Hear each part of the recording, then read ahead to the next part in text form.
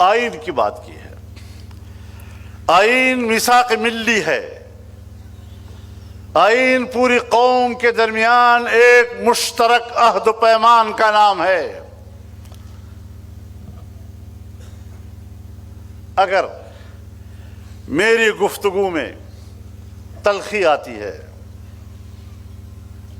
کوئی ایک لفظ مقتدر قوتوں کو پسند نہیں آتا تو مجھے غدار بھی کہا جاتا ہے، مجھے ریاست کا دشمن بھی کہا جاتا ہے۔ اور جو لوگ آئین کے کو چند اوراق کا بوجھ تصور کرتے ہیں، جو لوگ آئین کی کوئی قدر و قیمت ان کی نظر میں نہ ہو، وہ اپنے آپ کو ریاست کا محافظ کہتے ہیں۔ میں ببانگ دہل آج کے اس جرگے کی تائید کے ساتھ واضح اور واشگاف الفاظ میں کہتا ہوں کہ ہم ریاست کے وفادار ہیں، ہم آئین کے وفادار ہیں، ہم ملک کے وفادار ہیں، اور اگر آئین سے بغاوت کی ہے تو تم لوگوں نے کی ہے۔ آئین، جس آئین کا تم نے حلف اٹھایا ہے، اس آئین کے حلف کو تم توڑ رہے ہو، ہم نہیں توڑ رہے ہیں۔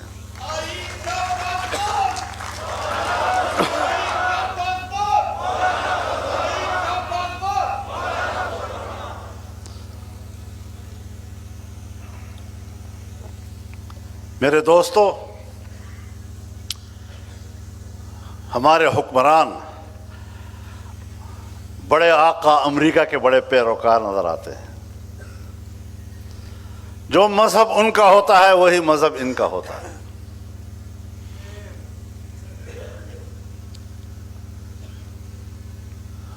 امریکہ نے کہا میری جنگ دہشت گردی کے خلاف ہے۔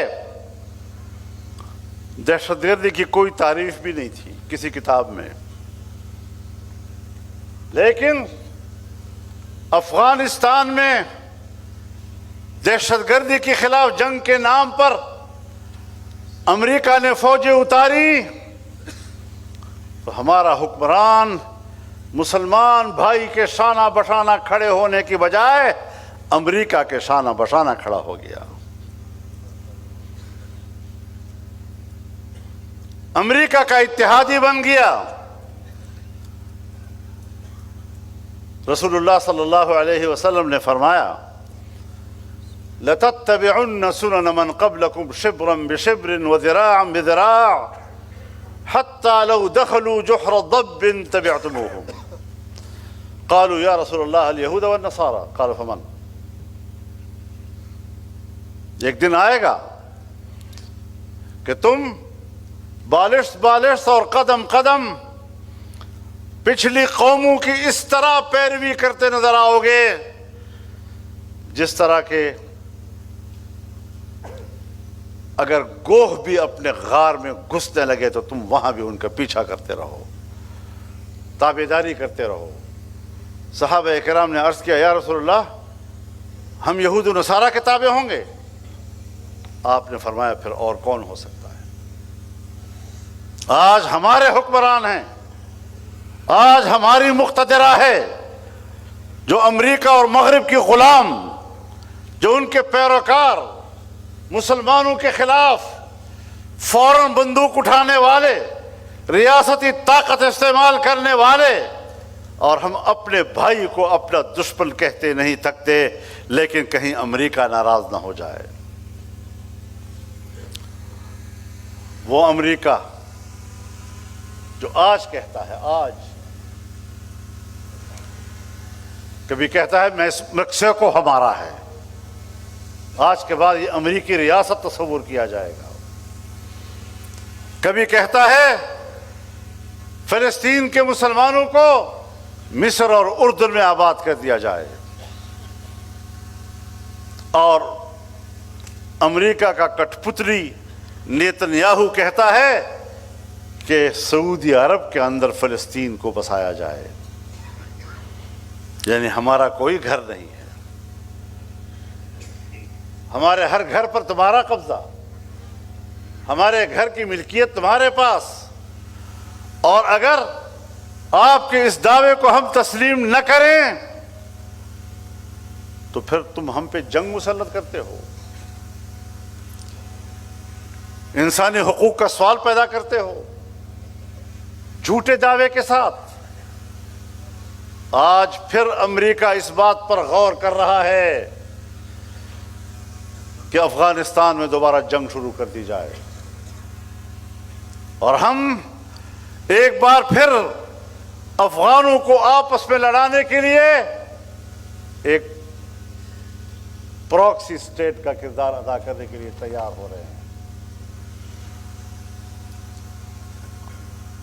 اب باتیں چھپتی نہیں ہیں، اپنے مسلمان بھائیوں کو دشمن کہنا اور عالمی کفر کو اپنا آقا کہنا اور اس کی اتحادی ہونے پر فخر کرنا، اس سے بڑھ کر نہ اسلام دشمنی اور ہو سکتی ہے، نہ پاکستان دشمنی اور ہو سکتی ہے۔ ہمیں صاف ستھرے نظریات کے ساتھ آگے جانا ہوگا۔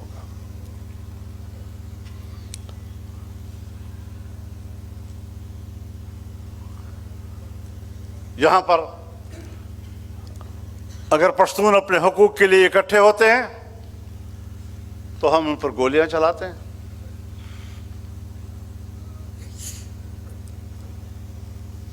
ان پر پابندیاں لگاتے ہیں۔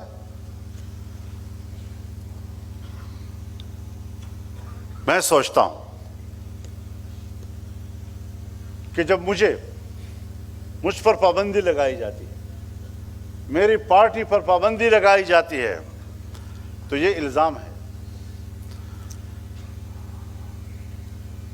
اس الزام کی سزا مجھے اس وقت دی جا سکتی ہے اگر میرے خلاف کھلی عدالت میں مقدمہ چلایا جائے، میرے اوپر الزام ثابت ہو جائے، پھر ریاست کو مجھے سزا دینے کا حق حاصل ہے۔ لیکن اگر کسی عدالت کے سامنے آپ نے میرا مقدمہ لے کر نہیں گئے، آپ میرے پر الزام لے کر نہیں گئے اور میری پارٹی پر پابندی لگاتے ہیں، میری سیاسی رہنماؤں پہ پابندی لگاتے ہیں، میرے کارکنوں پہ پابندی لگاتے ہیں، تو پھر آئین کی خلاف ورزی تم کر رہے ہو، اس کی خلاف ورزی ہم نہیں کر رہے۔ سیاست میں تشدد، ہم تو اس کے خلاف ہیں۔